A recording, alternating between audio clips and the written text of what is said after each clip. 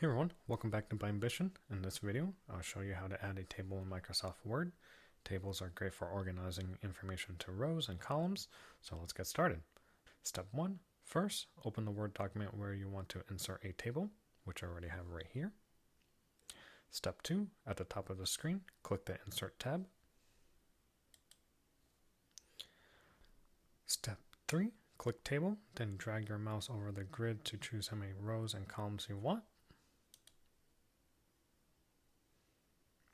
Step 4. Click to insert the table into your document. Step 5. Click inside each cell and start typing information.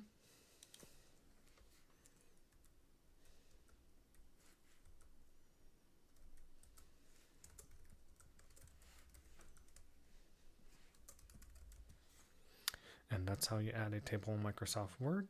If this video helped, like the video, subscribe to Biambition, and I'll see you in the next one.